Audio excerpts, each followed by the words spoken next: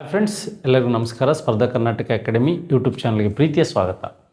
Dear friends, ಈಗ KEA Karnataka examination ಅಥಾರಿಟಿಯಲ್ಲಿ AE civil ಈ BWDಗೆ ಸಂಬಂಧಿಸಿದಂತೆ 4/7/2026 ನಡೆದ ಪರೀಕ್ಷೆ ಇತಿಹಾಸ ಪ್ರಶ್ನೆಗಳ ವಿಶ್ಲೇಷಣೆಯನ್ನು ನಾನಿವತ್ತು ನಿಮ್ಮ ಜೊತೆ ಹಂಚಿಕೊಳ್ತೀನಿ.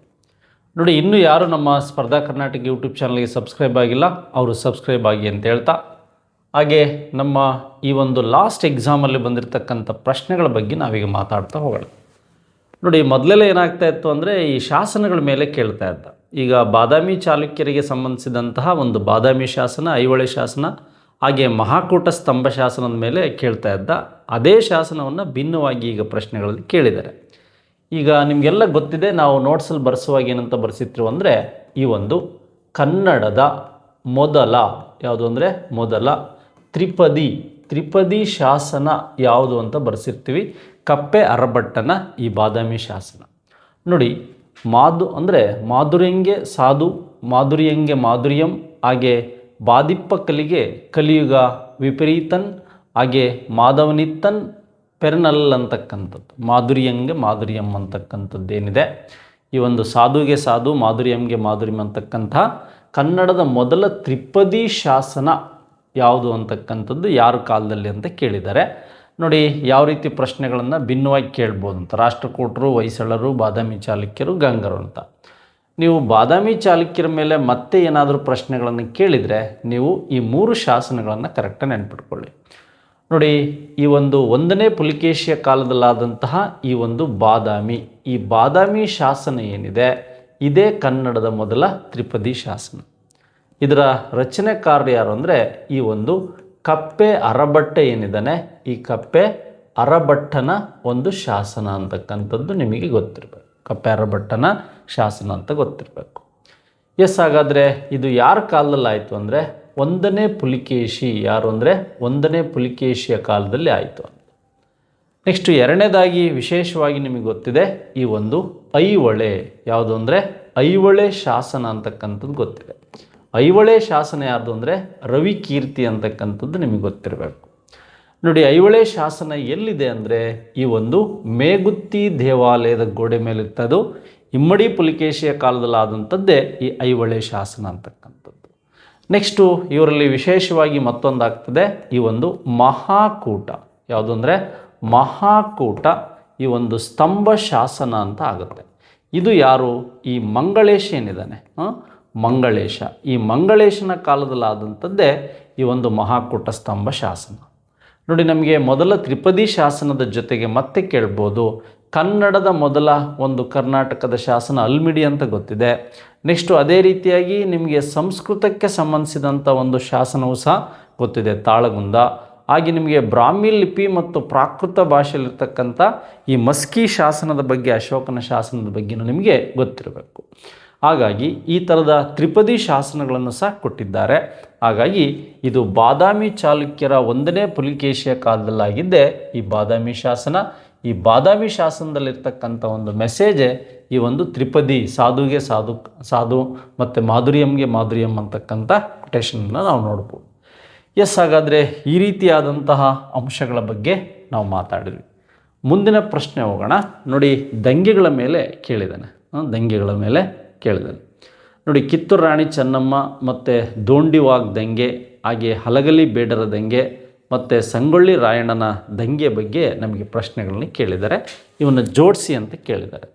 ನೋಡಿ, ಇದರಲ್ಲಿ ಫಸ್ಟ್ ಆದಂಥದ್ದು ಯಾವುದು ಅಂದರೆ 1800ರಲ್ಲಿ ಈ ಒಂದು ಚನ್ನಗಿರಿ ಏನಿದೆ, ಈ ಚನ್ನಗಿರಿ ಅಂತಕ್ಕಂಥದ್ದು ಏನಿದೆ, ಇಲ್ಲಿ ಮರಾಠ ವಂಶಕ್ಕೆ ಸೇರಿದಂತಹ ದೋಂಡಿವಾಗ್ ಅಂತಕ್ಕಂಥವನು ಈ ಒಂದು ಟಿಪ್ಪು ಸುಲ್ತಾನ್ ಏನಿದ್ದಾನೆ, ಟಿಪ್ಪು ಸುಲ್ತಾನ್ ಸೇನೆಯಲ್ಲಿದ್ದಂಥವನು 1799ರಲ್ಲಿ ಟಿಪ್ಪು ಮರಣದ ನಂತರ ಈತ ಮೈಸೂರಿನ ಒಂದು ಸರ್ವಾಧಿಕಾರಿಯಾಗಬೇಕೆಂತ ಶ್ರಮಿಸಿದಂಥವನು ಯಾರು ಅಂದರೆ ಈ ದೋಂಡಿವಾಗ್. ಆದರೆ ಈ ದೋಂಡಿವಾಗ್ ದಂಗೆಯನ್ನು ಈ ಒಂದು ದಿವಾನ್ ಪೂರ್ಣಯ್ಯ ಮತ್ತು ಲಾರ್ಡ್ ವೆಲ್ಲೆಸ್ಲಿ ಏನಿದ್ದಾರೆ, ಸಹಾಯಕ ಸೈನ್ಯ ಪದ್ಧತಿ ಲಾರ್ಡ್ ವೆಲ್ಲೆಸ್ಲಿ ಅಂತಕ್ಕಂಥವ್ರು ಇದನ್ನು ನಿಯಂತ್ರಿಸ್ತಾರೆ. ವೆಲ್ಲೆಸ್ಲಿಯಿಂದ ಕೊಲೆಯಾದಂಥವನೇ ಈ ದೋಂಡಿವಾಗ್. ಹಿಂದೂ ಧರ್ಮದಿಂದ ಮುಸ್ಲಿಂ ಧರ್ಮಕ್ಕೆ ಮತಾಂತರಗೊಂಡು ಟಿಪ್ಪು ಸೇನೆಯಲ್ಲಿದ್ದಂಥವನು ಈ ದೋಂಡಿವಾಗ್ ಅಂತ ಗೊತ್ತಿರಬೇಕು. ಈ ದೋಂಡಿವಾಗ್ ಅಂತ್ಯ ಮಾಡಿದ್ದು ದಿವಾನ್ ಪೂರ್ಣಯ್ಯ ಮತ್ತು ವೆಲ್ಲೆಸ್ಲಿ ಅಂತಕ್ಕಂಥದ್ದು ಗೊತ್ತಿರಬೇಕು. ನೆಕ್ಸ್ಟ್ ಅದಾದಮೇಲೆ ಈ ಒಂದು ದೇಸಾಯಿ ಮಲ್ಲಸರ್ಜನ ಮಡದಿ 1824ರಲ್ಲಿ ಈ ಬ್ರಿಟಿಷ್ ವ್ಯಕ್ತಿಯಾದ ತ್ಯಾಕರೆಯನ್ನು ಕೊಂದಂಥವಳೆ ಅಂದರೆ ಈ ಕಿತ್ತೂರು ರಾಣಿ ಚೆನ್ನಮ್ಮ. ನೋಡಿ, ಈ ಕಿತ್ತೂರು ರಾಣಿ ಚೆನ್ನಮ್ಮ ತ್ಯಾಕರೆಯನ್ನು ಕೊಂದು ಇವಳನ್ನು ಬೈಲುವಂಗಲದಲ್ಲಿ ಏನಾಗ್ತಾಳೆ ಅಂದರೆ ಇವಳು ಈ ಜೈಲಲ್ಲೇ 1829ರಲ್ಲಿ ಬೈಲುವಂಗಲ ಬೆಳಗಾವಲ್ಲಿ ಮರಣ ಹೊಂದ್ತಾಳೆ. ಹಾಗಾದರೆ ಕಿತ್ತೂರು ದಂಗೆ ಆಗಿದ್ದು 1824. ನೆಕ್ಸ್ಟ್ ಹಾಗಾದರೆ ಹಲಗಲಿ ಬೇಡರ ದಂಗೆ ಅಂತಕ್ಕಂಥದ್ದು ಬಾಗಲಕೋಟೆಗೆ ಸಂಬಂಧಿಸಿದಂತೆ 1857ರ ಪ್ರಥಮ ಸ್ವತಂತ್ರ ಸಂಗ್ರಾಮ ಆದಂಥ ಸಂದರ್ಭದಲ್ಲಿ ಈ ಒಂದು ಬಾಬೂಜಿ, ಯಾರು ಬಾಬೂಜಿ ನಿಂಬೋಳ್ಕರ್ ಅಂತವ್ರ ಹೆಸರು ಏನು, ನಿಂಬೋಳ್ಕರ್ ಅವರಿಗೆ ಸಂಬಂಧಿಸಿದಂತೆ ಇದರ ಲೀಡ್ ಆಗಿದ್ದರು. ಇವರು ಲೀಡ್ರಾಗಿ ಏನಾಗುತ್ತೆ ಇಲ್ಲಿ ಪ್ರಥಮ ಸ್ವತಂತ್ರ ಸಂಗ್ರಾಮ ನಡೆದಂಥದ್ದು.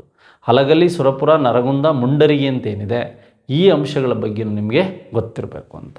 ನೆಕ್ಸ್ಟ್ ಸಂಗೊಳ್ಳಿ ರಾಯಣ್ಣ. ನೋಡಿ, ಸಂಗೊಳ್ಳಿ ರಾಯಣ್ಣ ಜನಿಸಿದ್ದು ಆಗಸ್ಟ್ 15. ಅವರು ಸ್ವತಂತ್ರ ಬಂದ ದಿನಾಂಕದಂದು ಜನಿಸಿದ್ರು ಅಂತ ಗೊತ್ತಿರಬೇಕು. ಹಾಗೆ ಜನವರಿ 26, 1831 ಇವರನ್ನು ಈ ಒಂದು ನರಗುಂದದ ಜೈಲಲ್ಲಿ ಹಾಕ್ತಾರೆ ಅಥವಾ ಗಲ್ಲಿಗೆ ಏರಿಸ್ತಾರೆ ಅಂತಕ್ಕಂಥದ್ದು ಗೊತ್ತಿರಬೇಕು. 1830-31ರಲ್ಲಿ ಆದಂಥ ದಂಗೆ ಸಂಗೊಳ್ಳಿ ರಾಯಣ್ಣನ ದಂಗೆ ಅಂತ ಗೊತ್ತಿರಬೇಕು. ಸಂಗೊಳ್ಳಿ ರಾಯಣ್ಣನ ದಂಗೆ ಅಂತ ನೋಡಿ. ಇಲ್ಲಿ ಬೈಲುವಂಗಲ ಮತ್ತಿಲ್ಲಿ ನಿಮಗೆ ಸಂಬಂಧಿಸಿದಂತೆ ನಂದಗಡ ಅಂದರೆ ನಿಮಗೆ ಈ ಒಂದು ಬೆಳಗಾವಿಯಲ್ಲಿರ್ತಕ್ಕಂಥ ಒಂದು ಪ್ಲೇಸಲ್ಲಿ ಏನಾಗ್ತಾರೆ ಅಂದರೆ ಇವ್ರನ್ನ ಜೈಲಿಗೆ ಹಾಕ್ತಾರೆ ಅಂತಕ್ಕಂಥದ್ದು. ನಂದಗಡದಲ್ಲಿ ಜೈಲಿಗೆ ಹಾಕ್ತಾರೆ ಅಂತಕ್ಕಂಥದ್ದು. ನಂದಗಡ, ನರಗುಂದ ಅಲ್ಲ, ನಂದಗಡದಲ್ಲಿ ಜೈಲಿಗೆ ಹಾಕಿದ್ದು. ನೋಡಿ, ಇಲ್ಲಿ ಕಿತ್ತೂರು ರಾಣಿ, ದೋಂಡಿವಾಗ, ಹಲಗಲಿ ಬೇಡರ ದಂಗೆ, ಸಂಗೊಳ್ಳಿ ರಾಯಣ್ಣ ದಂಗೆ. ಈಗ ಹಾಗಾದರೆ ಫಸ್ಟ್ ಆದಂಥದ್ದು ಯಾವುದು ಅಂದರೆ ದೋಂಡಿವಾಗ ಅಂತ. ನೋಡಿ, ಬಿ ಇಲ್ಲೂ ಇದೆ ಅಂತಕ್ಕಂಥದ್ದು ಗೊತ್ತಾಯಿತು. ದೋಂಡಿವಾಗ ಆದಮೇಲೆ ಆಗಿರ್ತಕ್ಕಂಥದ್ದು ಯಾವುದು ಅಂದರೆ ಎ ಇಲ್ಲಿದೆ. ಎ ಆದಮೇಲೆ ಸಿ ಅಂತಕ್ಕಂಥದ್ದು ಎಲ್ಲಿದೆ ನೋಡೋಣ. ಸಿ ಲಾಸ್ಟಿಗೆ ಬರಬೇಕು ಮತ್ತು ಅದಕ್ಕೆ ಸಂಬಂಧಿಸಿದಂಥ ಘಟನೆಗಳು ಏನಾಗುತ್ತೆ ಅಂತ ನೋಡಿ. ಇಲ್ಲಿ ಫಸ್ಟು ನಮಗೆ ಬಿ ಇಲ್ಲೂ ಇದೆ, ಎ ಇಲ್ಲಿದೆ, ಅದಾದಮೇಲೆ ಡಿ ಬಂತು, ಇಲ್ಲಿ ಸಿ ಬಂತು. ನೋಡಿ, ಈ ರೀತಿಯಾಗಿ ಕೊಟ್ಟಾಗ ಸ್ವಲ್ಪ ಕೇರ್ಫುಲ್ಲಾಗಿ ನೀವು ಇದನ್ನು ಕ್ವಶನ್ಸನ್ನು ಏನು ಮಾಡಬೇಕು, ನೋಡಬೇಕು ಅಂತಕ್ಕಂಥದ್ದು. ನೋಡಿ, ನಂದಗಡದಲ್ಲಿ ಇವನನ್ನು ಗಲ್ಲಿಗೇರಿಸಲಾಗುತ್ತೆ ಅಂತಕ್ಕಂಥದ್ದು ಗೊತ್ತಿರಬೇಕು. ಸಂಗೊಳ್ಳಿ ರಾಯಣ್ಣ ಮತ್ತು ಸಂಗೊಳ್ಳಿ ರಾಯನಿಗೆ ಸಂಬಂಧಿಸಿದಂತೆ ಕಿತ್ತೂರು ರಾಣಿ ಚೆನ್ನಮ್ಮನ ದತ್ತುಪುತ್ರ ಅಲ್ಲ ಇವನು, ಸೇನಾನಿ ಸಂಗೊಳ್ಳಿ ರಾಯಣ್ಣ ಅಂತ ಗೊತ್ತಿರಬೇಕು. ಎಸ್, ಹಾಗಾದರೆ ಈ ಒಂದು ಘಟನೆ ಬಗ್ಗೆ ನಿಮಗೆ ಅಡಿಯಲ್ಲಿ ಮತ್ತೆ ಇದಕ್ಕೆ ರಿಲೆವೆಂಟ್ ಆಗಿ ಈ ಒಂದು ಲೀಡರ್ಸ್ಗಳನ್ನು ಏನು ಮಾಡ್ಬೋದು, ಪ್ರಶ್ನೆ ಕೇಳ್ಬೋದು. ಲಾಸ್ಟು ಬೆಳಗಾವಲ್ಲಿ ಕಿತ್ತೂರು ರಾಣಿ ಚೆನ್ನಮ್ಮ ಯಾರನ್ನು ಕೊಂದರು ಅಂತ ಕ್ವಶನ್ಸ್ ಕೇಳಿದ್ರು, ತ್ಯಾಕರೆ ಬಗ್ಗೆ ನಿಮಗೆ ಗೊತ್ತಿರಲಿ. ನೆಕ್ಸ್ಟ್ ಹಾಗಾದರೆ ದುಂಡುಮೇಜಿನ ಸಮ್ಮೇಳನಗಳು ಮತ್ತು ಚುನಾವಣಾ ಕ್ಷೇತ್ರಗಳ ವಿಷಯದ ಕುರಿತು ಈ ಕೆಳಗಿನ ಹೇಳಿಕೆಗಳನ್ನು ಪರಿಗಣಿಸಿ.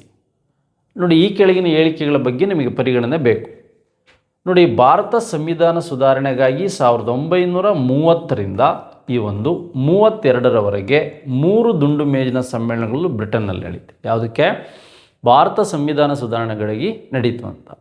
ಈ ಲಂಡನ್ನಲ್ಲಿ ನಡೆದಂತಹ ಈ ಒಂದು 3 ದುಂಡು ಮೇಜಿನ ಸಮ್ಮೇಳನಗಳ ಅಧ್ಯಕ್ಷತೆಯನ್ನು ಯಾರು ವಹಿಸಿರ್ತಾರೆ ಅಂದರೆ ರಾಪ್ಸೆ ಮ್ಯಾಕ್ಡೊನಾಲ್ಡ್, ಬ್ರಿಟನ್ ಪ್ರಧಾನಿ ವಹಿಸಿರ್ತಾನೆ. ನೋಡಿ, ಇಲ್ಲಿ ಸ್ಟೇಟ್ಮೆಂಟ್ ಓದ್ತಾ ಹೋಗೋಣ. ಯಾವ ಸ್ಟೇಟ್ಮೆಂಟ್ಗಳು ಸರಿಯಾಗಿದೆ ಅಥವಾ ಹೇಳಿಕೆಗಳನ್ನು ಪರಿಗಣಿಸಿ ಮತ್ತು ಚುನಾವಣಾ ಕ್ಷೇತ್ರದ ಕುರಿತು ಈ ಹೇಳಿಕೆಗಳನ್ನು ಪರಿಗಣಿಸಿ. ನೋಡಿ, 1931ರ 2ನೇ ದುಂಡು ಮೇಜಿನ ಸಮ್ಮೇಳನದಲ್ಲಿ ಡಾಕ್ಟರ್ BR ಅಂಬೇಡ್ಕರ್ ಅವರ ಶೋಷಿತ ವರ್ಗಗಳಿಗೆ ಪ್ರತ್ಯೇಕ ಚುನಾವಣಾ ಕ್ಷೇತ್ರಗಳಿಗಾಗಿ ಒತ್ತಾಯಿಸಿದರು. ಎಸ್, ಈ ಸ್ಟೇಟ್ಮೆಂಟ್ ನಮಗೆ ರೈಟ್ ಇರ್ತಕ್ಕಂಥದ್ದು ನಿಮಗೆ ಗೊತ್ತಿರಬೇಕು. ಈ ಸ್ಟೇಟ್ಮೆಂಟ್ ನಮಗೆ ರೈಟ್ ಇರ್ತಕ್ಕಂಥದ್ದು ಗೊತ್ತಾಗಬೇಕು. ಶೋಷಿತ ವರ್ಗಗಳನ್ನು ಸಬಲೀಕರಣಗೊಳಿಸುವ ಅಂಬೇಡ್ಕರ್ ಅವರ ಬೇಡಿಕೆಯನ್ನು ಮಹಾತ್ಮ ಗಾಂಧೀಜಿಯವರು ಸಂಪೂರ್ಣವಾಗಿ ಬೆಂಬಲಿಸಿದರು. ಸಂಪೂರ್ಣವಾಗಿ ಬೆಂಬಲಿಸಲಿಲ್ಲ. ಮಹಾತ್ಮ ಗಾಂಧೀಜಿ ಇಂಡಿಯನ್ ನ್ಯಾಷನಲ್ ಕಾಂಗ್ರೆಸ್ಸಿಂದ ಭಾಗವಹಿಸಿದ ಏಕೈಕ ದುಂಡು ಮೇಜಿನ ಸಮ್ಮೇಳನ ಯಾವುದು ಅಂದರೆ 2ನೇ ದುಂಡು ಮೇಜಿನ ಸಮ್ಮೇಳನ. 1930ರಿಂದ 31 ಮೊದಲ ದುಂಡು ಮೇಜಿನ ಸಮ್ಮೇಳನ, 31ರಲ್ಲಿ 2ನೇ ದುಂಡು ಮೇಜಿನ ಸಮ್ಮೇಳನ, 1932ರಲ್ಲಿ 3ನೇ ದುಂಡು ಮೇಜಿನ ಸಮ್ಮೇಳನ. ಇಂಡಿಯನ್ ನ್ಯಾಷನಲ್ ಕಾಂಗ್ರೆಸ್ ಭಾಗವಹಿಸಿದ ಏಕೈಕ ಸಮ್ಮೇಳನ 2ನೇ ದುಂಡು ಮೇಜಿನ ಸಮ್ಮೇಳನ. ನೋಡಿ, ಇವರ ಬೇಡಿಕೆ ಏನಾಗಿತ್ತಪ್ಪ ಅಂದರೆ ಪೂರ್ಣ ಸ್ವರಾಜ್ಯ ಆಗಿತ್ತು. ಏನಾಗಿತ್ತು? ಪೂರ್ಣ ಸ್ವರಾಜ್ಯ ಬೇಡಿಕೆ ಆಗಿತ್ತು. ಜಿನ್ನಾ ಮತ್ತು ಅಂಬೇಡ್ಕರ್ ಅವರ ಒಂದು ಮಾಹಿತಿ ಏನಿದೆ ಅಲ್ಲಿ ಪೂರ್ಣಗೊಳ್ಳುತ್ತೆ. ಆದರೆ ನಮಗೆ ಬಿ ತಪ್ಪಾಗಿದೆ. ಇಲ್ಲಿ ಬೆಂಬಲಿಸಲಿಲ್ಲ ಅಂತಕ್ಕಂಥದ್ದು ಬಿ ತಪ್ಪಾಗಿದೆ. ಈ ಥರ ಸ್ಟೇಟ್ಮೆಂಟ್ ಕೊಟ್ಟಾಗ ನಿಮಗೆ ಬಿ ಎಲ್ಲೆಲ್ಲಿದೆ ಆ ಆಪ್ಷನ್ಸನ್ನು ತೆಗೀರಿ. ಬಿ ಇಲ್ಲಿದೆ, ಬಿ ಇಲ್ಲಿದೆ, ಬಿ ಇಲ್ಲಿದೆ. ಹಾಗಾದರೆ ನಮಗೆ ಸೆಕೆಂಡ್ ಒನ್ ಏನಿದೆ ಇದು ರೈಟ್ ಆನ್ಸರ್. ಈ ರೀತಿ ನಾವು ಆನ್ಸರ್ ಕಂಡುಹಿಡ್ಬೋದು. ಮುಂದಿನ ಓದೋಣ. ಪ್ರತ್ಯೇಕ ಚುನಾವಣಾ ಕ್ಷೇತ್ರಗಳು ಶೋಷಿತ ವರ್ಗಗಳನ್ನು ಮುಖ್ಯವಾಹಿನಿಯಾಗಿ ಸಮಾಜದಿಂದ ಶಾಶ್ವತವಾಗಿ ಪ್ರತ್ಯೇಕಿಸುತ್ತವೆ ಎಂಬ ಗಾಂಧೀಜಿ ವಾದಿಸಿದರು. ನೋಡಿ, ಶಾಶ್ವತವಾಗಿ ಪ್ರತ್ಯೇಕಿಸ್ತವೆ ಅಂತಕ್ಕಂಥದ್ದು ಗಾಂಧೀಜಿ ವರ್ಗಾಯಿಸಿದರು. ಇದು ದೇಶ ವಿಭಜನೆಗೆ ಕಾರಣ ಆಗುತ್ತೆ. ನಮ್ಮ ದೇಶ ಸ್ವತಂತ್ರಗೊಂಡ್ರೆ ಅಥವಾ ಇತರೆ ಯಾವುದೇ ರಾಜಕೀಯ ಧರ್ಮದ ಆಧಾರದ ಮೇಲೆ ಆಗಬೇಕು ಅನ್ನುವಂಥ ಹೇಳಿಕೆಯನ್ನು ಹೇಳಿದಂಥವರು ಸಹ ಗಾಂಧೀಜಿಯವರು. ಇದು ಎಕ್ಸಾಮಲ್ಲಿ ಬರುತ್ತೆ. ಧರ್ಮ ಆಧಾರಿತವಾದಂಥ ರಾಜಕೀಯ ಇರಬೇಕು ಅಂತಕ್ಕಂಥದ್ದು ಗಾಂಧೀಜಿಯವರ ಅಭಿಪ್ರಾಯ ಅಂತ ನಿಮಗೆ ಗೊತ್ತಿರಲಿ. ನೆಕ್ಸ್ಟ್, ಕರ್ನಾಟಕದಲ್ಲಿ ಕಾನೂನು ಭಂಗ ಚಳವಳಿಗೆ ಸಂಬಂಧಿಸಿದಂತೆ ಈ ಕೆಳಗಿನ ಹೇಳಿಕೆಗಳನ್ನು ಪರಿಗಣಿಸಿ ಅಂತ. ನೋಡಿ, ಮತ್ತೆ ಅದೇ ಥರ ಸ್ಟೇಟ್ಮೆಂಟ್ ವೈಸ್ ಪ್ರಶ್ನೆಗಳನ್ನು ಇಲ್ಲಿ ಕೇಳ್ತಾ ಹೋಗ್ತಾರೆ. ನೋಡಿ, 1930 ಏಪ್ರಿಲ್ 13. ಯಾಕೆ ಅಂದರೆ ನಿಮಗೆ ಸಿವಿಲ್ ಡಿಸೊಬಿಡಿಯನ್ಸ್ ಮೂಮೆಂಟ್ ಸ್ಟಾರ್ಟ್ ಆಗಿದ್ದು 1930. ಈ ಒಂದು ಮಾರ್ಚ್ 12ಕ್ಕೆ ಸಬರಮತಿಯಿಂದ ಸ್ಟಾರ್ಟ್ ಆಗಿ 1930 ಒಂದು ಏಪ್ರಿಲ್ 6ಕ್ಕೆ ಎಲ್ಲಾಗುತ್ತೆ, ಈ ದಂಡಿಯಲ್ಲಿ ಉಪ್ಪನ್ನು ಎತ್ತಿಕೊಳ್ಳೋದ್ರ ಮೂಲಕ ಇದೇನಾಗುತ್ತೆ, ಆರಂಭಗೊಳ್ಳುತ್ತೆ.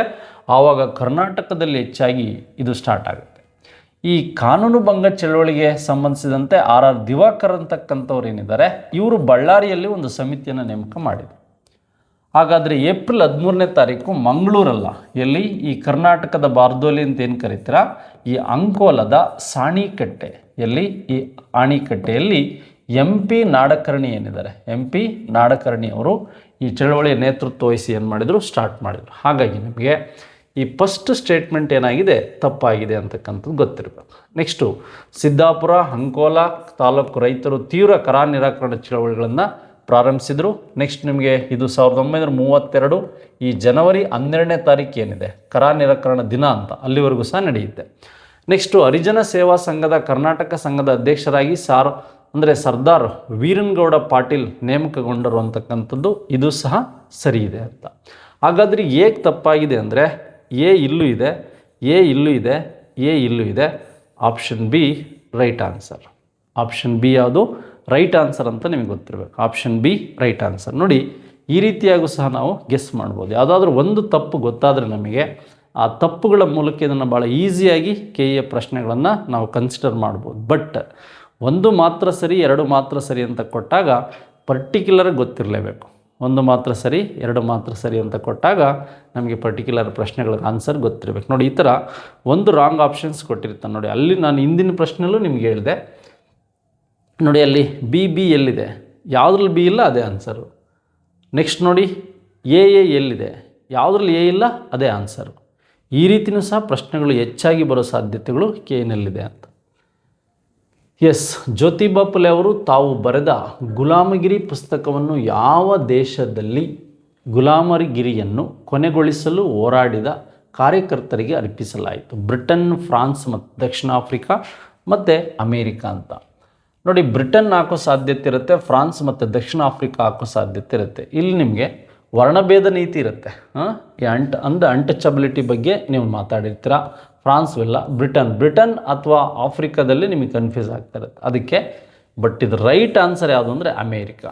ನೋಡಿ, ಆಲ್ಮೋಸ್ಟ್ ನಮಗೆ ಗದ್ದರ್ ಪಾರ್ಟಿ ಇರ್ಬೋದು, ಹಾಗೆ home rule league Indian society, Lala Lajpat Rai ಇರ್ಬೋದು, ಇವರೆಲ್ಲ ಯಾವುದನ್ನು ಕುರಿತು ಮಾಡಿದ್ರು ಅವನ್ನೆಲ್ಲ ಅಂದರೆ ಅಮೇರಿಕಾದಲ್ಲೇ ಮಾಡಿದ್ರು. ಇಂಗ್ಲೆಂಡಲ್ಲಿ ಮಾಡೋಕ್ಕಾಗ್ತಾ ಇಲ್ಲ, ನಮ್ಮಲ್ಲಿ ಅವರಿಗೆ ಹೋರಾಟಗಳಿತ್ತು ಅಂತಕ್ಕಂಥದ್ದು ನಿಮಗೆ ಗೊತ್ತಿರಬೇಕು. ಹಾಗಾಗಿ 5ನೇ ಪ್ರಶ್ನೆಗೆ ಸರಿಯಾದ ಉತ್ತರ ಯಾವುದು ಅಂದರೆ ಈ ಒಂದು ಗುಲಾಮಗಿರಿ ಅಂತ. 1873ರಲ್ಲಿ ಈ ಗುಲಾಮಗಿರಿಯನ್ನು ವಿಶೇಷವಾಗಿ ಪುಸ್ತಕವನ್ನು ಬರೆದು ಮತ್ತು ಈಶ್ವರಿ ಅಂತಕ್ಕಂಥ ಗುಲಾಮಗಿರಿ ಜೊತೆಗೆ ಈ ಒಂದು ಈಶ್ವರಿ ಅಂತಕ್ಕಂಥ ಪುಸ್ತಕ, ಇವೆರಡೂ ಸಹ ಜ್ಯೋತಿಬಾ ಫುಲೆ ಅವರ ಮಡದಿನೇ ಸಾವಿತ್ರಿಬಾಯಿ ಫುಲೆ ಅಂತಕ್ಕಂಥವ್ರು. ಇವರಿಬ್ಬರು ಸೇರಿ 1848ರಲ್ಲಿ ಏನು ಮಾಡ್ತಾರೆ, ಮಹಾರಾಷ್ಟ್ರದಲ್ಲಿ ಒಂದು ಬಾಲಕಿಯರ ಪ್ರೌಢಶಾಲೆಯನ್ನು ಸ್ಟಾರ್ಟ್ ಮಾಡ್ತಾರೆ. ಇದೇ ಭಾರತದ ಮೊದಲ ಗರ್ಲ್ಸ್ ಹೈಸ್ಕೂಲ್ ಅಂತಕ್ಕಂಥದ್ದು ಗೊತ್ತಿರಬೇಕು. ಮತ್ತು ಆಧುನಿಕ ಟೀಚರ್, ಮಹಿಳಾ ಆಧುನಿಕ ಟೀಚರ್ ಯಾರು ಅಂದರೆ ಈ ಒಂದು ಜ್ಯೋತಿಬಾ ಫುಲೆ ಅವರ ಮಡದಿ ಸಾವಿತ್ರಿಬಾಯಿ ಫುಲೆ ಅಂತಕ್ಕಂಥದ್ದು ಗೊತ್ತಿರಬೇಕು. ಆಫ್ರಿಕಾದಲ್ಲಿ ಆದಂಥ ಘಟನೆಗಳು, ಬ್ರಿಟನ್ ಮತ್ತು ಫ್ರಾನ್ಸಲ್ಲಿ ಆದಂಥ ಘಟನೆಗಳ ಕುರಿತು ಮತ್ತೆ ಪ್ರಶ್ನೆಗಳನ್ನು ಕೇಳ್ಬೋದು. ನೆಕ್ಸ್ಟ್, ಅಶೋಕನ ಆಡಳಿತದಲ್ಲಿ ವಿಶೇಷ ವರದಿಗಾರರು ಯಾವ ಹೆಸರಿನಿಂದ ಕರೆಯಲ್ಪಟ್ಟುತ್ತಿದ್ದರು? ನೋಡಿ, ಪ್ರಾಂತ್ಯ ಆಡಳಿತ ಇವೆರಡಕ್ಕೂ ಸಂಬಂಧಿಸಿದಂತೆ ನಿಮಗೆ ಗೊತ್ತಿರಬೇಕು. ಈ ಒಂದು ರಜ್ಜುಕ ಮತ್ತು ಯುಕ್ತೆ ಅಂತಕ್ಕಂಥವ್ರು ಏನಿದ್ದಾರೆ, ಇವರು ತೆರಿಗೆ ಅಧಿಕಾರಿಗಳು ಅಂತ ನಿಮಗೆ ಗೊತ್ತಿದೆ. ತೆರಿಗೆ ಅಧಿಕಾರಿಗಳು. ಅಮಾತ್ಯ ಅಂದರೆ ನಿಮಗೆ ಪ್ರಧಾನವಾದಂಥ ಕೆಲಸಗಳನ್ನು ಮಾಡ್ತಕ್ಕಂಥವನು. ಈ ಪತಿವೇದಕರು ಅಂದರೆ ಪತಿವೇದಕರು ಅಂತ ಏನಿದ್ದಾರೆ ಇವರು ನಿಮಗೆ ಗೊತ್ತಿರಬೇಕು. ಇವರು ನಿಮಗೆ ವರದಿಗಾರರು, ವಿಶೇಷ ವರದಿಗಾರರು. ತೆರಿಗೆ ವಸೂಲಿಕಾರರು ಯಾರು ಅಂದರೆ ಯುಕ್ತರು, ರಜ್ಜುಕರು ಮತ್ತು ನಿಮಗೆ ಇದಕ್ಕೆ ಸಂಬಂಧಿಸಿದಂತೆ ಬೇರೆ ಬೇರೆ ಪ್ರಶ್ನೆಗಳು ಇವರ ಆಡಳಿತದ ಮೇಲೆ ಬರ್ಬೋದು, ಇವರ ಒಂದು ಆಡಳಿತದ ಮೇಲೆ ಬರ್ಬೋದು ಅಂತಕ್ಕಂಥವ್ರು. ಈಗ ನಮಗೆ ಈ ಅಶೋಕನ ಶಾಸನಗಳು ಬಿಟ್ಟು ಅವನ ಆಡಳಿತದ ಮೇಲೆ ಬೃಹತ್ ಸೇನೆ ಕಟ್ಟಿದ್ದರ ಬಗ್ಗೆ ಅಥವಾ ಈತನ ಬಂಡೆಗಲ್ಲು ಶಾಸನಗಳ ಬಗ್ಗೆ, 13ನೇ ಬಂಡೆಗಲ್ಲು ಶಾಸನ, ಕಳಿಂಗದ ಬಗ್ಗೆ ಹೇಳ್ತಕ್ಕಂಥದ್ದು, ಇವೆಲ್ಲದರ ಮೇಲೆ ಪ್ರಶ್ನೆಗಳು ಬರ್ಬೋದು ಅಂತ. ಈ ರಜುಕ ಮತ್ತು ಯುಕ್ತರೇನಿದ್ದಾರೆ ತೆರಿಗೆ, ನಗರದಲ್ಲೊಬ್ಬ ತೆರಿಗೆ ವಸೂಲಿ ಮಾಡ್ತಾನೆ, ಕಾಮನ್ ಆದಂಥ ಒಬ್ಬ ತೆರಿಗೆಯನ್ನು ವಸೂಲಿ ಮಾಡ್ತಕ್ಕಂಥವನು. ಪತಿವೇದಕರು ಅಂದರೆ ವರದಿಗಾರರು ಅಥವಾ ಅಶೋಕನ ಕಾಲದಲ್ಲಿ ಬೌದ್ಧ ಧರ್ಮದ ಒಂದು ಪ್ರಚಾರಕರಿಗೆ ಏನಂತ ಕರೀತಾ ಇದ್ರು ಅಂತಕ್ಕಂಥದ್ದು ಪ್ರಶ್ನೆಗಳನ್ನ ಕೇಳ್ಬೋದು. ಎಸ್, ಹಾಗಾಗಿ ನಾವು ಇದನ್ನು ನೋಡಿದ್ವಿ. ಮಹಾಮಾತ್ರರು ಅಂತಕ್ಕಂಥದ್ದು ನಿಮಗೆ ಗೊತ್ತಿರಬೇಕು. ಕರ್ನಾಟಕದ ಪ್ರಾಗಿತಿಹಾಸ ನೆಲೆಗಳಿಗೆ ಸಂಬಂಧಿಸಿದಂತೆ ಈ ಕೆಳಗಿನವುಗಳನ್ನು ಪರಿಗಣಿಸಿ. ನೋಡಿ, ಮೊದಲೆಲ್ಲ ಏನು ಕೊಡ್ತಾ ಇದ್ದ, ಅಶೋಕನ ಶಾಸನಗಳು ಮತ್ತು ಎಷ್ಟು ಡಿಸ್ಟಿಕ್ಕಲ್ಲಿದೆ ಅದೆಲ್ಲ ಕೊಡ್ತಾ ಇದ್ದೆ. ಈಗ ಫುಲ್ ಡೀಟೇಲ್ಸಾಗಿ ಕೊಡ್ತಾ ಇದ್ದಾನೆ. ನೋಡಿ, ನಮಗೆ ಈ ಒಂದು ಇಂಡಿಯಾದಲ್ಲಿ ಪ್ರೀ ಹಿಸ್ಟ್ರಿ ಅಂತ, ಪ್ರಾಗಿತಿಹಾಸ ಅಂದರೆ ಪ್ರೀ ಹಿಸ್ಟ್ರಿ, ಯಾವುದೇ ಲಿಖಿತ ಆಧಾರಗಳು ಸಿಗದೇ ಇರತಕ್ಕಂಥದ್ದನ್ನು ನಾವೇನಂತ ಕರಿತೀವಿ, ಪ್ರೀ ಹಿಸ್ಟ್ರಿ ಅಂತ ಕರಿತೀವಿ. ಲಿಖಿತ ಆಧಾರಗಳು ಸಿಕ್ಕ ಮೇಲೆ ನಾವೇನಂತ ಕರಿತೀವಿ, ಅದನ್ನು ಅಂದರೆ ಐತಿಹಾಸಿಕ ಕಾಲ ಅಂತ ಕರಿತೀವಿ. ಇದು ಪ್ರಾಗಿತಿಹಾಸ. ಇತಿಹಾಸಕ್ಕೆ ಲಿಖಿತ ರೂಪಗಳು ಸಿಕ್ಕಿದ್ದನ್ನು ಇತಿಹಾಸ ಕಾಲ ಅಂತ ಕರಿತೀವಿ. ಇವನೇನು ಕೇಳಿದ್ದಾನೆ, ನೆಲೆಗಳು ಅಂದರೆ ನಿಮಗೆ ಪ್ಯಾಲಿಯೋಲಿಥಿಕ್ ಏಜಲ್ಲಿ ಹಳೇ ಶಿಲಾಯುಗ, ಹಳೇ ಶಿಲಾಯುಗಕ್ಕೆ ಸಂಬಂಧಿಸಿದಂತೆ ಏನೇನು ಅಂತ ನೋಡಿ. ಲಿಂಗಸೂರು ಅಂತಕ್ಕಂಥದ್ದು ರಾಯಚೂರಲ್ಲಿದೆ. ಇಲ್ಲಿ ಮಸ್ಕಿ ಅಂತ ಏನಿದೆ, ಮಸ್ಕಿ ಹತ್ರ ಇರ್ತಕ್ಕಂಥ ಲಿಂಗಸೂರು, ಮಸ್ಕಿ ಹತ್ರ ಇರ್ತಕ್ಕಂಥ ಒಂದು ಲಿಂಗಸೂರು ರಾಯಚೂರು ಡಿಸ್ಟಿಕ್ಕಲ್ಲಿದೆ ಅಂತಕ್ಕಂಥದ್ದು ಗೊತ್ತಿರಬೇಕು. ಹಳೇ ಶಿಲಾಯುಗದ ಕೈಗೊಡಲಿಗಳು ಇಲ್ಲಿ ಸಿಕ್ಕಿದೆ. ಹಾಗೆ ಅಶೋಕನ ಶಾಸನಗಳು ಸಿಕ್ಕಿದೆ. ನೋಡಿ, ಹಾಗಾದರೆ ಬ್ರಹ್ಮಗಿರಿ ಅಂತಕ್ಕಂಥದ್ದು, ಜಟಿಂಗರಾಮೇಶ್ವರ, ಬ್ರಹ್ಮಗಿರಿ ಇವೆಲ್ಲ ಬರ್ತಕ್ಕಂಥದ್ದು ಎಲ್ಲಿ ಅಂದರೆ ಈ ಒಂದು ಚಿತ್ರದುರ್ಗ. ನಿಮಗೆ ಶಾಸನಗಳು, ಕೋಟೆಗಳಿಲ್ಲದ ನಾಡು, ಈ ಥರದ್ದೆಲ್ಲ ಪ್ರಶ್ನೆಗಳು ಬರುತ್ತೆ. ಈ ಅಶೋಕನ ಶಾಸನಗಳು ಬ್ರಹ್ಮಗಿರಿಯಲ್ಲಿ, ಕಪ್ಪು ಕೆಂಪು ಮಣ್ಣಿನ ಪಾತ್ರೆಗಳು ಸಹ ಇಲ್ಲಿ ಸಿಕ್ಕಿದೆ. ನೆಕ್ಸ್ಟು ಸಂಗನಕಲ್ಲು ಅಂತಕ್ಕಂಥದ್ದು ಗೊತ್ತಿರಬೇಕು. ನೋಡಿ, ಬೂದಿ ದಿಬ್ಬಗಳು ಅಂತಕ್ಕಂಥದ್ದು ಸಿಕ್ಕಿದೆ ನಿಮಗೆ. ಬೂದಿ ದಿಬ್ಬಗಳು ಆ್ಯಕ್ಚುಲಿ ಈ ಬೂದಿ ದಿಬ್ಬಗಳು ಸಿಕ್ಕಿದ್ದು ಪ್ಯಾಲಿಯೋಲಿಥಿಕ್ ಏಜಲ್ಲಿ ಸಿಕ್ಕಿದ್ದಂಥದ್ದು ಕ್ವಾರ್ಟರ್ ಜೆಟ್ ಮೆನ್, ಮೈಕ್ರೋಲಿಥಿಕ್ ಏಜಲ್ಲಿ ಸಿಕ್ಕಿದ್ದಂಥದ್ದು ನಮಗೆ ಫೈರ್ ಕ್ಯಾಂಪರ್ಗಳು. ನೆಕ್ಸ್ಟ್ ಆದರೆ ಈ ಒಂದು ನಿಯೋಲಿಥಿಕ್ ಏಜಲ್ಲಿ ಸಿಕ್ಕಿದ್ದೆ ಅಂತಂದರೆ ಈ ಆ್ಯಶ್ ಮೌಂಟ್ ಅಂತ ಕರಿತೀವಿ, ಬೂದಿ ದಿಬ್ಬಗಳು. ಈ ಸಂಗನಕಲ್ಲು ಈಗ ಪ್ರೆಸೆಂಟ್ ಬಳ್ಳಾರಿಲಿರ್ತಕ್ಕಂಥ ಸಂಗನಕಲ್ಲಲ್ಲಿ ಇದು ಕಂಡಿದೆ ಅಂತ. ನೋಡಿ, ಹಿರೇಬೆಣಕಲ್ಲು ಅಂತಕ್ಕಂಥದ್ದು ನಿಮಗೆ ಗೊತ್ತಿರಬೇಕು. ಹಿರೇಬೆಣಕಲ್ಲು ಎಲ್ಲಿ ಬರುತ್ತೆ, ಈ ಒಂದು ಕೊಪ್ಪಳ ಜಿಲ್ಲೆಯಲ್ಲಿ ಬರುತ್ತೆ. ಶಿಲಾ ಸಮಾಧಿಗಳು, ಡೋಲ್ಮೆನ್ಗಳೇನಾಗಿದೆ ಸಿಕ್ಕಿದೆ, ಟೋಂಬ್ಗಳು ಅಂತಕ್ಕಂಥದ್ದು ಗೊತ್ತಿರಬೇಕು. ಹಾಗಾಗಿ ನೋಡಿ, ಹಿಸ್ಟ್ರಿ ಪ್ರಾಗಿತಿಹಾಸಕ್ಕೆ ಸಂಬಂಧಿಸಿದಂತೆ ಮೊದಲೆಲ್ಲ ಅಶೋಕನ ಶಾಸನ ಡಿಸ್ಟಿಕ್ ಅಷ್ಟೇ ಕೇಳ್ತಾಯಿದ್ರು. ಹಾಗಾದರೆ ಈ 7ನೇ ಪ್ರಶ್ನೆಗೆ ಈ 4 ಸ್ಟೇಟ್ಮೆಂಟ್ಗಳು ಸಹ ಸರಿ ಇದೆ. 7ನೇ ಪ್ರಶ್ನೆಗೆ ಈ 4 ಸ್ಟೇಟ್ಮೆಂಟ್ಗಳು ಸಹ ಸರಿ ಇದೆ ಅಂತಕ್ಕಂಥದ್ದು ನಿಮಗೆ ಗೊತ್ತಿರಬೇಕು. ಎಸ್, ಹಾಗಾದರೆ ಈ ವಿಷಯಗಳನ್ನ ಕುರಿತು ನಾವೀಗ ಮಾತಾಡಿದ್ವಿ. ಕರ್ನಾಟಕದ ಪ್ರಾಗೈತಿಹಾಸಿಕ ನೆಲೆಗಳು ಮತ್ತು ಸಂಬಂಧಿಸಿದಂತೆ ಈ ಕೆಳಗಿನವುಗಳನ್ನು ಪರಿಗಣಿಸಿದ್ವಿ. ನೆಕ್ಸ್ಟ್ ಇದಾದಮೇಲೆ ಕಲ್ಯಾಣಿ ಚಾಲುಕ್ಯರಿಗೆ ಸಂಬಂಧಿಸಿದಂತೆ ಈ ಕೆಳಗಿನ ಹೇಳಿಕೆಗಳನ್ನು ಪರಿಗಣಿಸಿ. ನೋಡಿ, ಇದು ಸ್ವಲ್ಪ ಟಫ್ ಲೆವೆಲ್ ಕ್ವಶನ್ಸ್. ನೋಡಿ, ನಮಗೆ 2ನೇ ತೈಲಪ್ಪನು ಪರಮಾರ ರಾಜ ಮುಂಜನನ್ನು ಸೋಲಿಸಿದ ಅಂತ. ಮುಂಜನನ್ನು ನೋಡಿ, ಬಾದಾಮಿ ಚಾಲುಕ್ಯರ ಸ್ಥಾಪಕ ಯಾರು ಅಂತ ಗೊತ್ತಿರಬೇಕು. ಈ ಒಂದು ಜಯಸಿಂಹ. ಯಾರು? ಜಯಸಿಂಹ. ಇಲ್ಲಿ ಕೇಳಿರ್ತಕ್ಕಂಥದ್ದು ಕಲ್ಯಾಣಿ ಚಾಲುಕ್ಯರ ಸ್ಥಾಪಕ ಯಾರು ಅಂದರೆ 2ನೇ ತೈಲಪ್ಪ. 2ನೇ ತೈಲಪ್ಪ ಏನು ಮಾಡ್ತಾನೆ, ರಾಷ್ಟ್ರಕೂಟರ ಕೊನೆಯ ದೊರೆಯನ್ನು ಕರ್ಕನನ್ನು ಸೋಲಿಸಿ ಅಧಿಕಾರಕ್ಕೆ ಬಂದದ್ರ ಬಗ್ಗೆ ನಿಮಗೆ ಕೇಳ್ಬೋದು. ಆದರೆ ಮೊದಲು ಈ ಪರಮಾರ ರಾಜ ಮುಂಜನಿಂದ ಸೋತು ಕೊನೆಗೆ ಅವನನ್ನು ಸಂಪೂರ್ಣವಾಗಿ ಸೋಲಿಸಿದಂಥವನು ಯಾರು ಅಂದರೆ ಈ ತೈಲಪ್ಪ. ನೋಡಿ, ಇಲ್ಲಿ ಎ ರೈಟ್ ಆಗಿದೆ. ಎ ಏನಾಗಿದೆ? ರೈಟ್ ಆಗಿದೆ. ಫಸ್ಟ್ ಸ್ಟೇಟ್ಮೆಂಟ್ ರೈಟ್ ಆಗಿದೆ. ಹಾಗಾದರೆ ನಿಮಗೆ ಕಲ್ಯಾಣಿ ಕಲಚೂರಿಗಳ ಸ್ಥಾಪಕ ಯಾರು ಅಂದರೆ ಈ ಒಂದು 2ನೇ ಜೋಗಮ ಅಂತ. ಯಾರು? 2ನೇ ಜೋಗಮ ಸೆಕೆಂಡ್ ಅಂತಕ್ಕಂಥದ್ದು ಗೊತ್ತಿರಬೇಕು. ಮುಂದೆ ಹೋದನು ಮತ್ತೆ 6ನೇ ವಿಕ್ರಮಾದಿತ್ಯನು 1076ರಲ್ಲಿ ಚಾಲುಕ್ಯ ವಿಕ್ರಮ ಶಕೆಯನ್ನು ಪ್ರಾರಂಭಿಸಿದನು. ನೋಡಿ, ಈ ಸೆಂಟೆನ್ಸ್ ತಪ್ಪಾಗಿದೆ. ಯಾರಿವನು? 6ನೇ ವಿಕ್ರಮಾದಿತ್ಯ. 4ನೇ ವಿಕ್ರಮಾದಿತ್ಯ ಅಲ್ಲ, 6ನೇ ವಿಕ್ರಮಾದಿತ್ಯ ಏನು ಬಂದ, ಇದನ್ನು ನಾವೇನಂತ ಕರಿತೀವಿ, 1076 ನಾವು ವಿಕ್ರಮ ಶಕೆ ಏನಂತ ಕರಿತೀವಿ, ವಿಕ್ರಮ ಶಕೆ. ಓಕೆ, 1ನೇ ಸೋಮೇಶ್ವರನು ರಾಜಧಾನಿಯನ್ನು ಶಾಶ್ವತವಾಗಿ ಕಲ್ಯಾಣಿಗೆ ವರ್ಗಾಯಿಸಿದನು. ಇದು ಫಸ್ಟ್ ಅವನು ಮಾಡಿದಂಥ ಕೆಲಸ ಕರೆಕ್ಟಾಗಿದೆ. ಎರಡನೇ, ತೈಲಪ್ಪನು ಕಲಚೂರಿ ದೊರೆ ಬಿಜ್ಜಳನ ಪದಚ್ಯುತಿಗೊಳಿಸಿದಾನೆ. ಏಕೆಂದರೆ ತೈಲಪ್ಪ ಬರೋದೇ ಬೇರೆ, ಬಿಜ್ಜಳ, ಈ ಬಿಜ್ಜಳನ ಆಸ್ಥಾನದಲ್ಲಿದ್ದಂಥವನು ಯಾರು ಅಂದರೆ ಈ ಬಸವೇಶ್ವರ. ಇವರ ಒಂದು ಆಸ್ಥಾನದಲ್ಲಿ ಪ್ರಧಾನಿ ಅಥವಾ ಕೋಶಾಧಿಕಾರಿಯಾಗಿದ್ದವನೇ ಬಸವೇಶ್ವರ ಅಂತ ಗೊತ್ತಿರಬೇಕು. ತೈಲಪ್ಪನಿಗೂ ಬಿಜ್ಜಳನಿಗೂ ಸೆಂಟೆನ್ಸ್ ಆಗ್ತಾಯಿಲ್ಲ. ಇಲ್ಲಿ 2 ಸೆಂಟೆನ್ಸ್ ತಪ್ಪಾಗಿದೆ, 2 ಸೆಂಟೆನ್ಸ್ ಕರೆಕ್ಟಾಗಿದೆ ಅಂತ ಗೊತ್ತಿರಬೇಕು. 2 ಸೆಂಟೆನ್ಸ್ ಕರೆಕ್ಟಾಗಿದೆ ಅಂತ ಗೊತ್ತಿರಬೇಕು. ಹಾಗಾದರೆ ಇಲ್ಲಿ 2 ಮಾತ್ರ ಕರೆಕ್ಟು. ಇಲ್ಲಿ ನಿಮಗೊಂದು ಗೊತ್ತಾಗ್ಬಿಡ್ತು. ತೈಲಪ್ಪ ಫೌಂಡರ್ ಆಗಿದ್ದರಿಂದ ತೈಲಪ್ಪನಿಗೂ ಬಿಜ್ಜಳನಿಗೆ, ಯಾಕೆಂದರೆ ಜೋಗಮ ಆಗಿದ್ರೆ ಕರೆಕ್ಟ್ ಆಗೋದು. ಎರಡನೇ ಜೋಗಮ ಅಂತ ಏನಿದ್ದಾನೆ ಇಲ್ಲಿ ಆಗ್ತಕ್ಕಂಥದ್ದು ಬೇರೆ. ಎಸ್, ಹಾಗಾಗಿ ಈ ಒಂದು ಎರಡನೇ ಸ್ಟೇಟ್ಮೆಂಟ್ ಏನಿದೆ ಸರಿಯಾಗಿದೆ ಅಂತ ನಿಮಗೆ ಗೊತ್ತಿರಬೇಕು ಸ್ನೇಹಿತರೆ.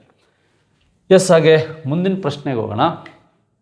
ಭಾರತಕ್ಕೆ ಬಂದ ಪೋರ್ಚುಗೀಸ್ ನಾವಿಕರನ್ನು ಕಾಲಾನುಕ್ರಮದಲ್ಲಿ ಜೋಡಿಸಿ.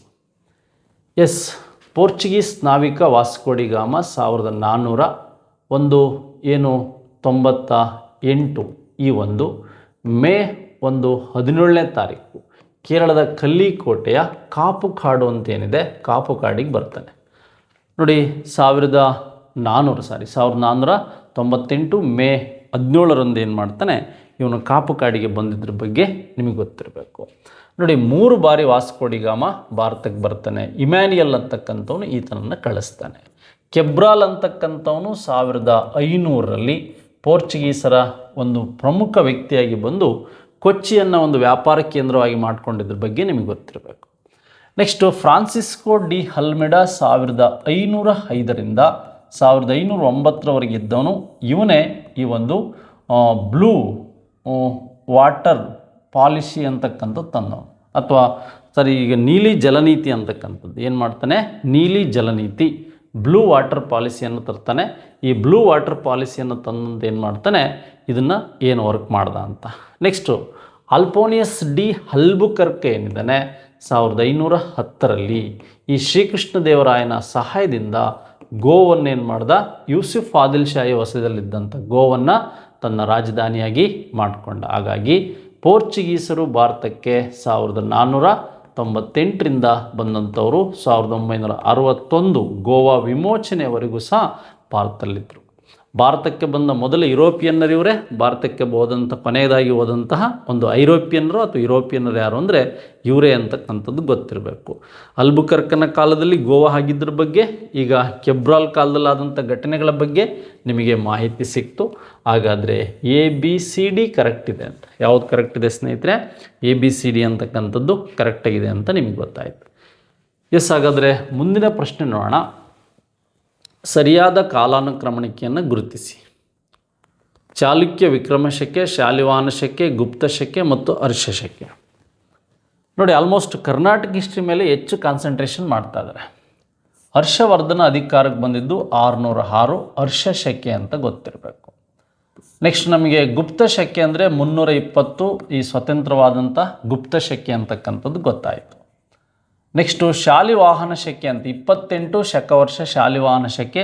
ಈ ಶಾತವಾಹನರ 17ನೇ ದೊರೆ ಹಾಲ ಏನಿದ್ದಾನೆ, ಹಾಲ ಅಧಿಕಾರಕ್ಕೆ ಬಂದಿದ್ದು.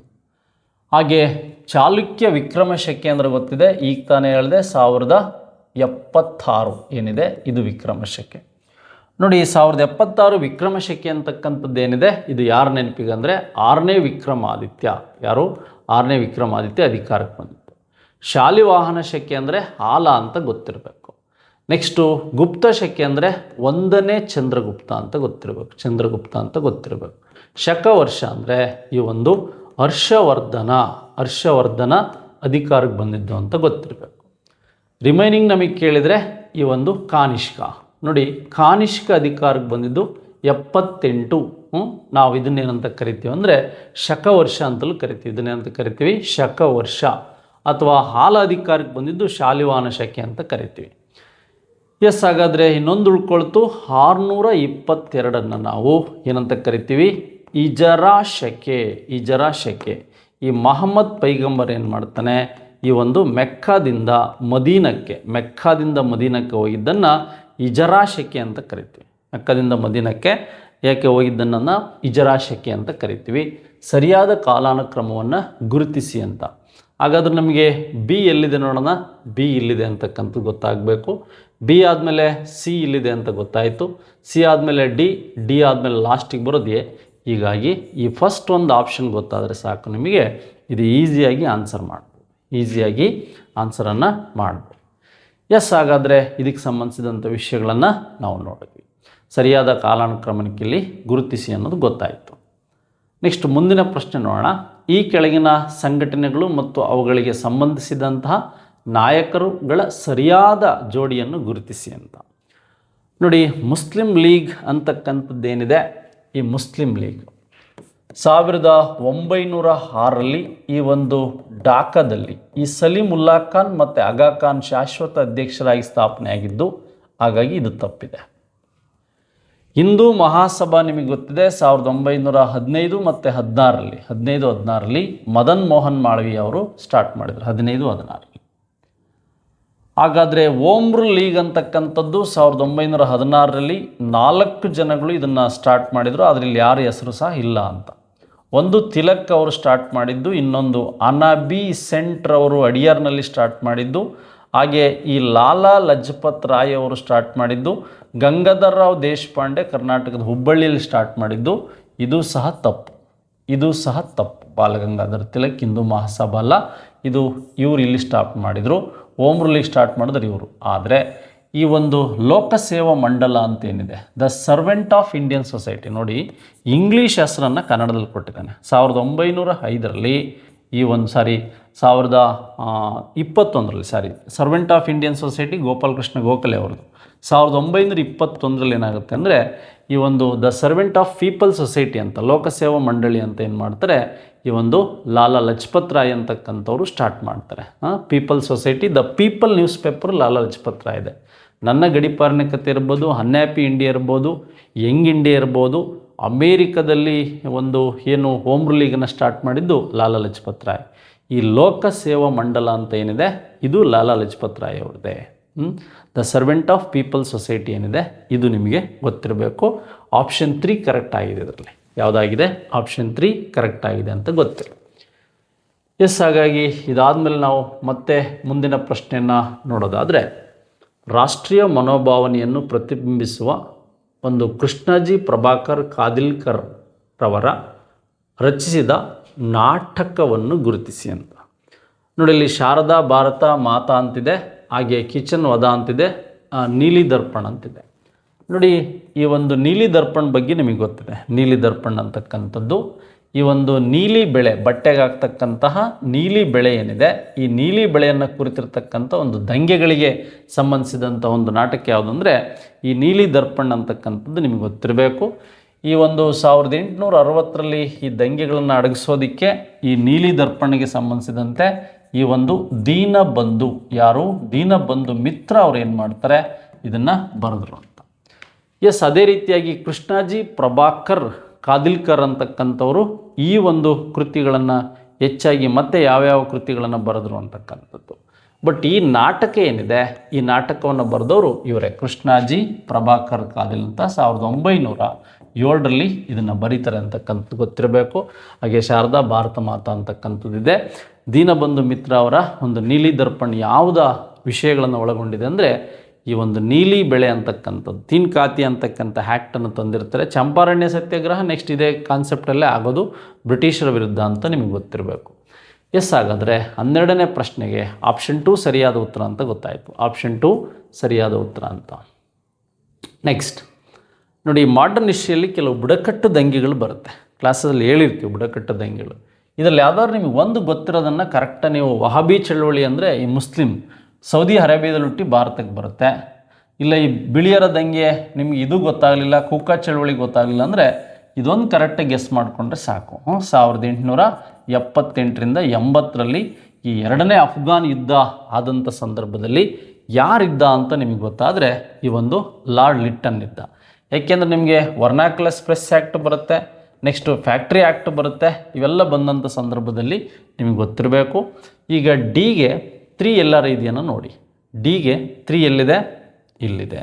ಆನ್ಸರ್ ಸಿಕ್ಕೋಗ್ಬಿಡ್ತು ಡಿಗೆ. ಈಗ ಮ್ಯಾಚ್ ಮಾಡ್ತಾ ಬನ್ನಿ. ಲಾರ್ಡ್ ಕ್ಯಾನಿಂಗ್ ಪ್ರಥಮ ಸ್ವಾತಂತ್ರ್ಯ ಸಂಗ್ರಾಮದಲ್ಲಿ ಇದ್ದಂಥವನು ಬಿಳಿಯರ ದಂಗೆ. ನೆಕ್ಸ್ಟು B4 ಅಂತಿದೆ ನೋಡಿ ಇಲ್ಲಿ, ಎಲ್ಗಿನ್ ಫಸ್ಟ್ ಇದೆ, ವಹಬಿ ಚಳವಳಿ. ಹಾಗೆ ಲಾರ್ಡ್ ನಾರ್ತ್ ಬ್ರೂಕ್ ಅಂತಕ್ಕಂಥ ನಾರ್ತ್ ಬ್ರೂಕ್ ಇದ್ದಾನೆ, C1 ಅಂತ. ಕುಕ್ಕಾ ಚಳವಳಿ ಅಂತಕ್ಕಂಥದ್ದು ಇವ್ರ ಕಾಲದಲ್ಲಿ ಆಗಿದ್ದು ಅಂತ.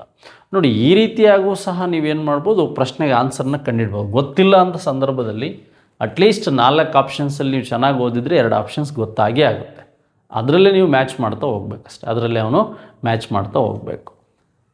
ಎಸ್, ಮುಂದಿನ ಪ್ರಶ್ನೆ, ಈ ಕೆಳಗಿನ ಯಾವ ಋಗ್ವೇದ ದೇವ ಅಥವಾ ದೇವರುಗಳ ಸೂರ್ಯನ ವಿವಿಧ ಸ್ಥಿತಿಗಳ ಸಂಬಂಧಪಟ್ಟಿದ್ದೆ ಅಂತಕ್ಕಂಥದ್ದು. ಸೂರ್ಯ ಪ್ರಮುಖವಾಗಿ ನಿಮಗೆ ಈ ಸಾವಿತ್ರಿ ದೇವಿ ಏನು ಬರುತ್ತೆ 3ನೇ ಮಂಡಲದಲ್ಲಿ. ಈ ಋಗ್ವೇದ ಅಂದರೆ ನಿಮ್ಗೆ ಗೊತ್ತಬೇಕು, ಮನುಕುಲದ ಅತ್ಯಂತ ಪ್ರಾಚೀನ ದೇವರು, ಅಥವಾ ಈ 10 ಮಂಡಲಗಳಲ್ಲಿ 3ನೇ ಮಂಡಲದಲ್ಲಿ ಈ ಸಾವಿತ್ರಿ ದೇವಿ ಕುರಿತು ಆಡಿರ್ತಕ್ಕಂಥ ಒಂದು ಗಾಯತ್ರಿ ಮಂತ್ರ ಏನಿದೆ, ಸೂರ್ಯನ ತಾಯಿಯವರು ಸಾವಿತ್ರಿ. ಆ ಸೂರ್ಯನ ಸ್ಥಿತಿ ಹೇಗಿತ್ತು, ಅದರ ಅಂಶಗಳು, ಸೂರ್ಯ, ಮಿತ್ರ ಮತ್ತು ಪೋಷಣ್ ಮತ್ತು ವಿಷ್ಣು, ಈ ಕಾನ್ಸೆಪ್ಟ್ಗಳೇನಿದೆ, ಈ ಕಾನ್ಸೆಪ್ಟ್ಗಳ ಮೇಲೆ ಪ್ರಶ್ನೆ ಕೇಳಿದೆ. ಅಟ್ಲೀಸ್ಟ್ ನಮಗೆ ಈ ಋಗ್ವೇದ ಅಥವಾ ವೇದಗಳಾದಂಥ 6 ದೇವತೆಗಳ ಮೇಲೆ ಕೇಳಿದರೆ ನಾವು ಈಸಿಯಾಗಿ ನೆನ್ಪಿಟ್ಕೋಬೋದಿತ್ತು. ಆದರೆ ಈ ಋಗ್ವೇದ ದೇವರುಗಳು ಸೂರ್ಯನ ವಿವಿಧ ಸ್ಥಿತಿಗಳಿಗೆ ಸಂಬಂಧಿಸಿದಂತೆ ನೋಡಿದಾಗ ನಾವು ಅದರ ಡಿಫ್ರೆಂಟ್ ಆದಂಥ ಹೆಸರುಗಳು, ಯಾಕೆಂದರೆ ಬೇರೆ ಯಾವ ಇಲ್ಲಿ ಅಗ್ನಿ ಇಲ್ಲ, ಪೃಥ್ವಿ ಇಲ್ಲ, ವರುಣ ಇಲ್ಲ, ರುದ್ರ ಇಲ್ಲ, ಇವು 6 ದೇವತೆಗಳೇನಿತ್ತಲ್ಲ ನಿಮಗೆ, ವರುಣ, ಅಗ್ನಿ, ರುದ್ರ, ಗಾಳಿ, ವಾಯು ಅಂತ ಏನು ಕರೀತಾರೆ, ಅವೆಲ್ಲ ಇಲ್ಲ. ಬಟ್ ಇಲ್ಲಿ ಸೂರ್ಯ, ಮಿತ್ರ ಮತ್ತು ಅದೇ ರೀತಿಯಾಗಿ ಪೋಷಣ್ ಮತ್ತು ವಿಷ್ಣು ಅಂತಿದೆ. ಸೂರ್ಯನೇ ಪ್ರಮುಖ ದೇವರು. ಹಾಗಾಗಿ ಈ 4 ಸಹ ಈ ಒಂದು ವೇದಗಳ ಸೂರ್ಯನ ವಿವಿಧ ಸ್ಥಿತಿಗೆ ಸಂಬಂಧಿಸಿದಂಥ ಹೆಸರುಗಳು ಅಂತ ನಿಮ್ಗೆ ಗೊತ್ತಿರಬೇಕಷ್ಟೇ. ಡಿಫ್ರೆಂಟ್ ಆದಂಥ ಹೆಸರುಗಳು, ರಾ ಅಂತ ಕೊಟ್ಟಿಲ್ಲ, ಬೇರೆ ಹೆಸರುಗಳು ಕೊಟ್ಟಿಲ್ಲ ಇಲ್ಲಿ. ನೋಡಿ, ಗಾಂಧಾರ ಕಲೆಗೆ ಸಂಬಂಧಿಸಿದಂತೆ ಕೆಳಗಿನ ಯಾವ ಹೇಳಿಕೆ ಸರಿಯಾಗಿದೆ? ನೋಡಿ, ಇದು ಈ ಭಾರತದ ಒಂದು ಹೃದಯ, ಗ್ರೀಕ್ ಶೈಲಿಯನ್ನು ಒಳಗೊಂಡಿರ್ತಕ್ಕಂಥದ್ದೇ ಗಾಂಧಾರ ಕಲೆ. ಇಂಡಿಯನ್ ಆರ್ಟ್ ಹೃದಯ ಒಂದು ಗ್ರೀಕ್ ಶೈಲಿಯನ್ನು ಒಳಗೊಂಡಿರ್ತಕ್ಕಂಥದ್ದೇ ಗಾಂಧಾರ ಕಲೆ. ಇದರ ಎಲಿಜಾಸ್ ಅಥವಾ ಶಿಲ್ಪಿಗಳ ಬಗ್ಗೆಯೂ ನನಗೆ ಎಜಿಸಲ ಶಿಲ್ಪಿಗಳ ಬಗ್ಗೆಯೂ ಹೇಳಿದ್ದೀನಿ. ಕಾನಿಷ್ಕ ಶ್ರೇಷ್ಠ ಕೊಡುಗೆ, ಗಾಂಧಾರ ಕಲೆ ಬಂದಿದ್ದೆ ಕಾನಿಷ್ಕನಿಂದ, ಪೇಶಾವರ ಅಲ್ಲೆಲ್ಲ ಈ ಸ್ಟೇಟ್ಮೆಂಟ್ ಸರಿ ಇದೆ. ಇದು ಮಹಾಯಾನ ಪಂಥದ ಕೇಂದ್ರವಾಗಿದೆ. ಯಾಕೆಂದರೆ ಗೌತಮ ಬುದ್ಧನನ್ನು ಒಬ್ಬ ಮೂರ್ತಿ ಪೂಜೆಯಲ್ಲಿ ಮಾಡಿದ್ದೆ ಏನಂದರೆ ಮಹಾಯಾನ. ಹೀನಯಾನ ಯಾರ್ದು ಅಂದರೆ ಅಶೋಕ ಅಂತ ನೆನಪಿರಬೇಕು. ಈ ಅಶೋಕ ಏನು ಮಾಡ್ದ ಅಂದರೆ ಗೌತಮ ಬುದ್ಧನ ಸಂಕೇತಗಳೇನಿದೆ, ಈ ಕಮಲ ಇರ್ಬೋದು, ಈ ಒಂದು ಕುದುರೆ ಇರ್ಬೋದು, ಹಾಗೆ ಆನೆ ಇರ್ಬೋದು, ಸಿಂಹ ಇರ್ಬೋದು, ಇವುಗಳ ಮೇಲೆ ಏನು ಮಾಡ್ತಾನೆ, ಹೀನಯಾನ ಅಂದರೆ ಈ ಗೌತಮ ಬುದ್ಧನ ಸಂಕೇತಗಳ ಮೇಲೆ ನಂಬಿಕೆ ಇಟ್ಟಿತ್ತು. ಹೌದಾ? ಬುದ್ಧನನ್ನು ಮೂರ್ತಿ ಪೂಜೆಯಾಗಿ ಪೂಜಿಸಿದ್ದೇ ಈ ಮಹಾಯಾನದಲ್ಲಿ ಅಂತಕ್ಕಂಥದ್ದು ಗೊತ್ತಿರಬೇಕು. ಈ ಶಿಲ್ಪ ಕೆತ್ತನೆ ಕೆಂಪು ಶಿಲೆಯಿಂದ ಆಗಿದೆ. ತಪ್ಪು ಯಾವುದಂದ್ರೆ 3ನೇ ಸ್ಟೇಟ್ಮೆಂಟ್ ತಪ್ಪು. ನೋಡಿ, ಈ ಶಿಲೆ ಬಿಳಿ ಅಮೃತ ಶಿಲೆ ಅಥವಾ ನೀಲಿ ಅಮೃತ ಶಿಲೆಗಳಿಂದ ಇದು ನಿರ್ಮಾಣ ಆಗುತ್ತೆ, ಕೆಂಪು ಶಿಲೆಗಳಿಂದ ಆಗಲ್ಲ. ಕೆಂಪು ಮರಳು ಕಲ್ಲುಗಳಿಂದ ಆಗಿರ್ತಕ್ಕಂಥದ್ದು ಬಾದಾಮಿ ಚಾಲುಕ್ಯರು, ಮತ್ತು ಕೆಂಪು ಅಮೃತ ಶಿಲೆಗಳಿಂದ ಆಗಿರ್ತಕ್ಕಂಥದ್ದು ಹುಮಾಯೂನ್ ಸಮಾಧಿ ಮತ್ತು ಕೆಂಪು ಕೋಟೆ. ಇವು ಗೊತ್ತಿರಬೇಕು. ಬುದ್ಧನನ್ನು ಮೂರ್ತಿ ರೂಪದಲ್ಲಿ ಪೂಜಿಸಲು ಪ್ರಾರಂಭಿಸಲಾಗಿದ್ದು ಇಲ್ಲೇ ಅಂತಕ್ಕಂಥದ್ದು ಗೊತ್ತಿರಬೇಕು. ಈ 15ನೇ ಪ್ರಶ್ನೆಗೆ ಈ 3rd ಆಪ್ಷನ್ಸ್ ಏನಿದೆ ಇದು. ಅಟ್ಲೀಸ್ಟ್ ಒಂದು 15 ಪ್ರಶ್ನೆಯಲ್ಲಿ ನೀವು ಒಂದು 10 ಪ್ರಶ್ನೆ ಕರೆಕ್ಟಾಗಿ ಮಾಡುವಂಥ ಒಂದು ಕೆಪಾಸಿಟಿ ಬೆಳೆಸ್ಕೊಂಡ್ರೆ ನೀವು ಈ KA ಪೇಪರ್ಗಳಲ್ಲಿ 100ಗೆ 60+ ಗುಡ್ ಸ್ಕೋರ್, ನೀವು 100ಕ್ಕೆ ಒಂದು 60ರಿಂದ 70 ರೀಚ್ ಆದ್ರಿ ಅಂದರೆ ನೀವು ಚೆನ್ನಾಗಾಗಿದೆ ಪೇಪರ್ ಅಂತಕ್ಕಂಥದ್ದು. ಎಸ್, ಮುಂದಿನ ವಿಡಿಯೋದಲ್ಲಿ ಮತ್ತೆ ಭೇಟಿಯಾಗೋಣ. Thank you very much, one and all.